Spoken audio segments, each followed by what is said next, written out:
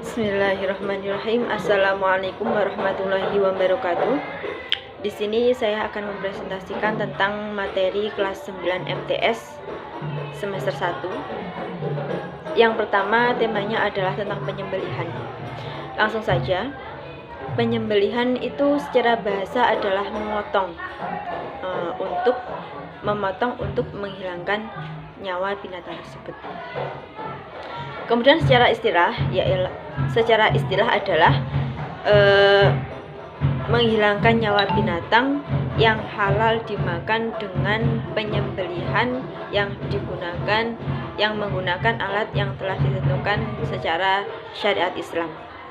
Jadi penyembelihan tersebut tidak menggunakan alat yang sembarangan, tetapi memang alat yang sudah ditentukan secara syariat Islam. Kemudian perlu kita ketahui syarat-syarat binatang yang bisa disembelih adalah yang pertama, binatang tersebut yang jelas halal dan cara memperolehnya itu juga halal, dan hewan tersebut asli memang hewan yang masih hidup, bukan hewan yang sudah mati. Kalau hewan yang sudah mati itu ketika disembelih sama halnya dengan bangkai, jadi tidak sah. Kemudian perlu kita ketahui juga syarat-syarat alat untuk menyembelih. Yang pertama harus tajam, kemudian alatnya itu harus terbuat dari baja atau besi dan sebangsanya. Kemudian alatnya tidak boleh tumpul, dan alatnya itu bukan berupa gigi ataupun berupa kuku hewan yang sudah meninggal. Soalnya hal itu juga biasanya ada gigi yang agak tajam seperti itu, tapi tidak tergolong untuk alat yang diperbolehkan untuk menyembelih. Kemudian syarat orang yang menyembelih itu orangnya harus Islam. Kemudian ketika mau menyembelih itu harus menyebutkan asma Allah terlebih dahulu, atau dengan bismillah atau dengan takbir bisa. Kemudian orangnya harus orang yang berakal dan juga harus mumayyiz, jadi orang yang sudah baligh pertama. Di dalam penyembelihan di dalam Islam itu ada dua, ada kurban dan juga ada akikoh. Untuk kurban sendiri itu adalah penyembelihan hewan ternak yang ditentukan, baik penyembelihannya itu dilakukan pada hari yang telah ditentukan, yakni ketika tanggal 10 Dzulhijjah, tanggal 11, 12 dan 13 Dzulhijjah. Kemudian hewannya pun juga ditentukan. Hewan ini hewan yang hewan ternak itu berupa kambing, kemudian domba, sapi, kerbau ataupun unta. Kemudian untuk ukurannya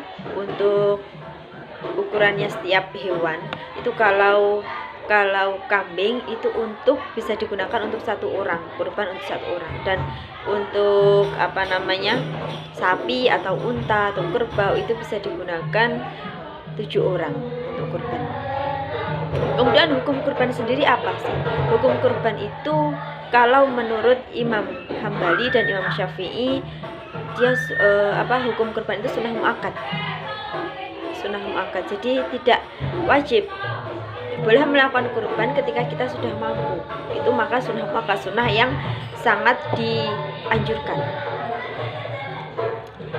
Kemudian untuk hukum yang kedua ada perbedaan pendapat ya. Untuk yang kedua itu menurut Imam Hanafi, kalau menurut Imam Hanafi itu kurban itu hukumnya wajib. Jadi wajib setiap bulan Dzulhijjah bagi semua orang Islam. Kalau kita jelas berikutnya pada Imam Syafi'i. Kemudian untuk waktu penyembelihan itu yang jelas tanggal 10, mulai tanggal 10, tanggal 11, 12, 13 hari Tasyrik itu masih boleh menyembelih. Jadi mulai setelah sholat Id sampai tanggal 13 sebelum maghrib, itu waktu penyembelihannya.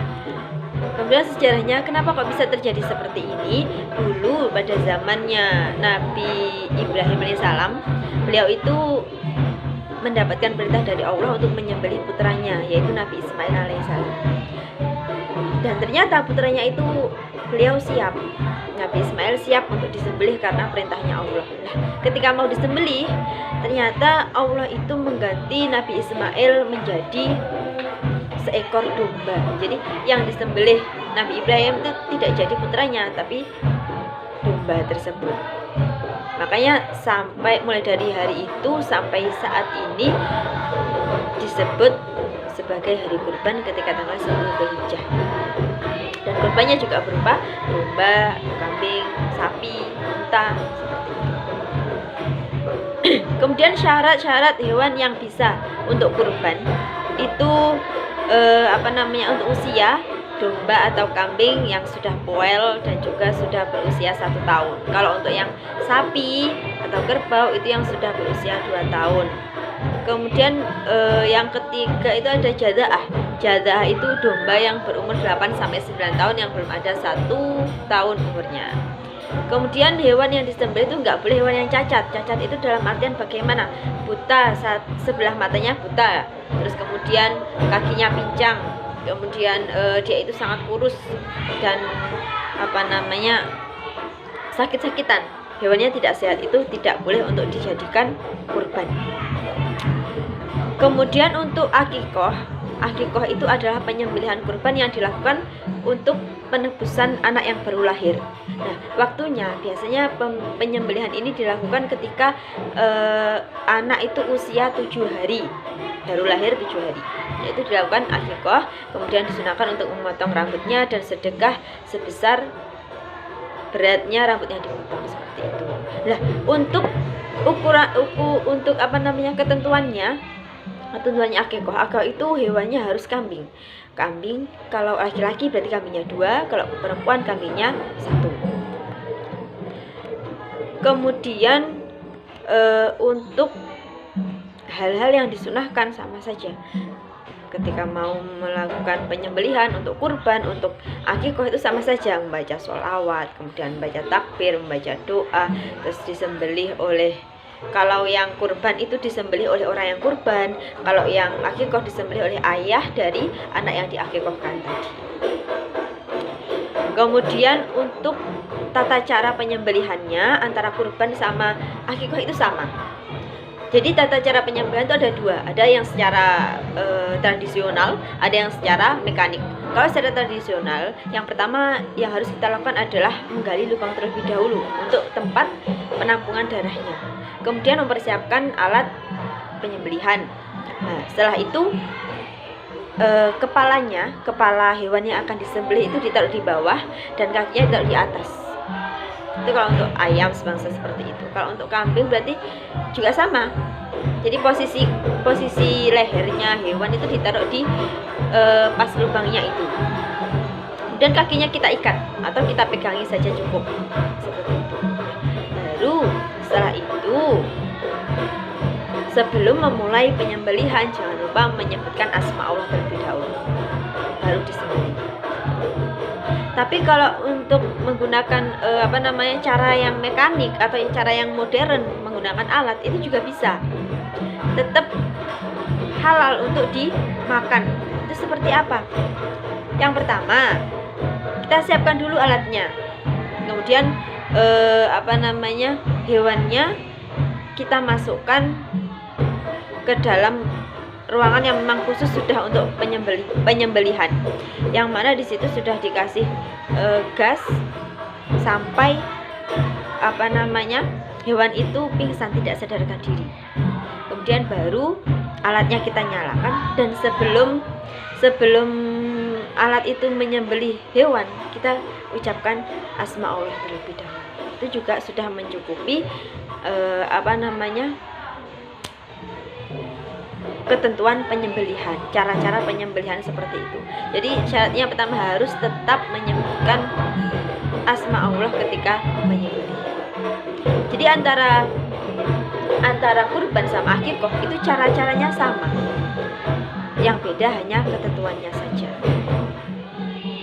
Terima kasih, mungkin itu yang bisa saya sampaikan. Ada yang mohon maaf. Wassalamualaikum warahmatullahi wabarakatuh. Assalamualaikum warahmatullahi wabarakatuh.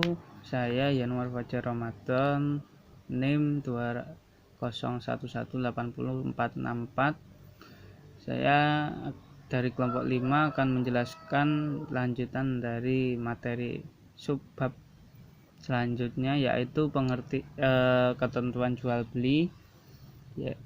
Dari pengertian jual beli berasal dari kata al-bai yang berarti menjual, mengganti, menukar sesuatu dengan sesuatu lain. Sedangkan beli sendiri berasal dari kata asyira yang berarti beli. Namun kata al-bai juga bisa diartikan menjadi beli. Secara istilah, secara istilah jual beli adalah proses di mana dua orang atau dua pihak melakukan kegiatan pertukaran antara barang dengan barang lain yang senilai dan tidak ada cacat pada barang tersebut, dan melalui akad dan kesepakatan di antara keduanya.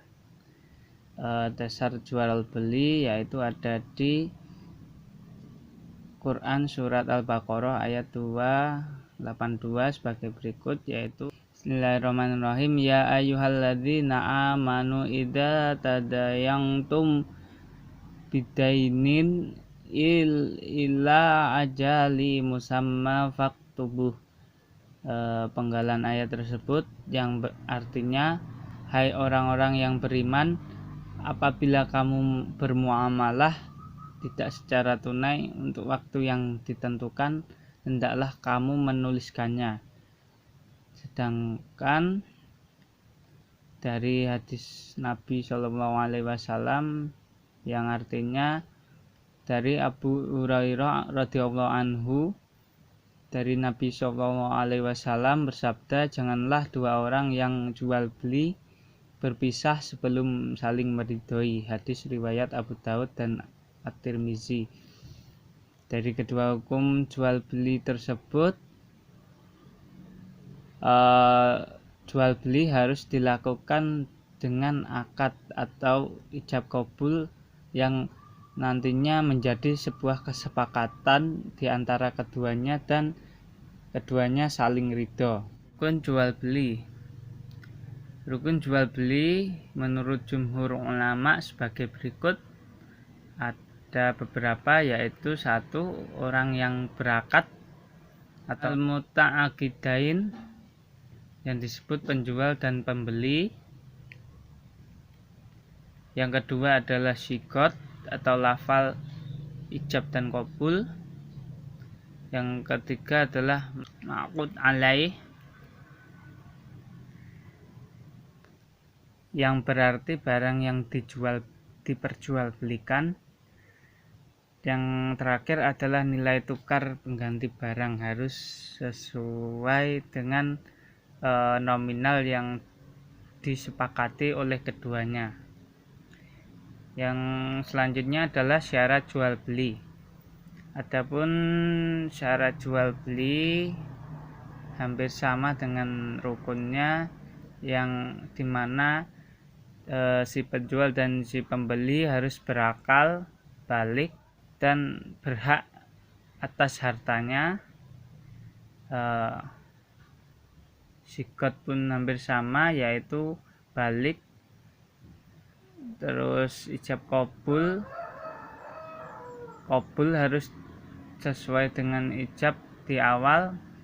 Ijab kabul dilakukan dalam satu majelis atau dalam waktu yang sama dan di tempat yang disepakati atau waktu yang disepakati. Syarat barang yang dijual belikan yaitu 1. Halal, terdapat manfaat yang dapat dimanfaatkan. Barang ada pada tempat jual beli atau di tempat lain sesuai kesepakatan. Barang adalah hak milik dari si penjual.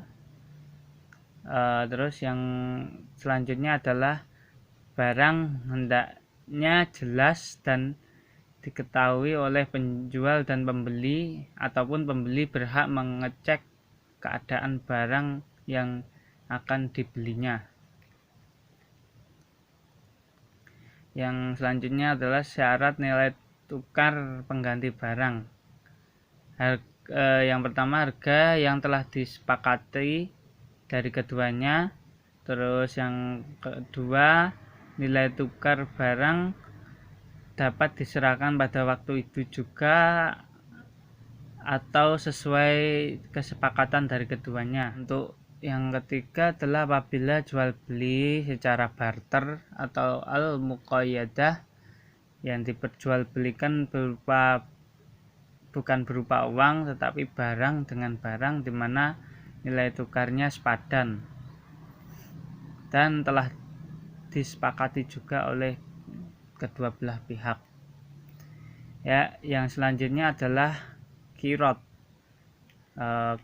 Pengertian qirad yaitu qirad juga biasa disebut mudharabah atau muqaradah, yang berasal dari kata daroba yang berarti memukul atau berjalan. Bahasa mudharabah adalah bahasa yang digunakan oleh penduduk Irak, sedangkan muqaradah biasa digunakan penduduk Hijaz atau Madinah, Mesir, Arab atau Mekah dan sekitarnya. Untuk secara istilah adalah perjalanan seseorang dalam memulai dan mengelola usaha melalui sistem tanam modal atau bagi hasil dengan keuntungan atau laba yang telah disepakati oleh kedua belah pihak. Rukun qirad. Adapun rukun qirad menurut mazhab Syafi'i sebagai berikut. 1. Penanam modal atau shahibul mal dan pengelola usaha atau mudarib. Yang kedua, modal yang diqirad atau diinvestasikan. Yang ketiga adalah tenaga atau pekerjaan atau usaha yang dikelola mudarib. Yang keempat, keuntungan yang telah disepakati perbandingannya oleh kedua belah pihak.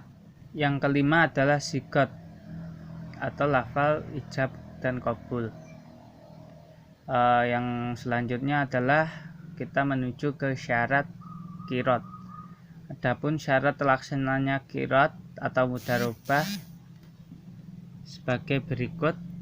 1. Pemberi modal memberikan rincian biaya atau total modal yang diberikan kepada mudarib atau pengelola usaha. Yang kedua adalah kontrak pertama harus sah sesuai dengan rukun qirad atau mudharabah tersebut. Yang ketiga, bebas riba di dalam qirad tersebut. Yang keempat, penanam modal wajib memberitahu apabila ada kekurangan dan sesuatu yang akan terjadi di kemudian hari sesuai kesepakatan. Yang selanjutnya, adanya unsur keterbukaan antara penanam modal dan pengelola usaha. Kemudian yang selanjutnya adalah kita masuk ke materi riba. Riba bisa juga disebut dengan ziyadah dalam bahasa, yang berarti tambahan, tumbuh, membesar atau membengkak. Sedangkan secara istilah adalah keuntungan yang dihasilkan dari sebuah jual beli atau piutang tanpa adanya kesepakatan ataupun adanya kesepakatan, serta sifatnya beratkan pihak yang si peminjam atau si pihak yang berhutang. Tambahan ini adalah tambahan yang di luar transaksi dan tidak sesuai akad dan syariatnya. Jadi riba ini hukumnya haram karena tidak sesuai dengan fikih atau aturan di mana seseorang melakukan muamalah. Yang kedua adalah macam-macam riba, ada 3. Yang pertama adalah riba dain, riba yang ada dalam hutang piutang.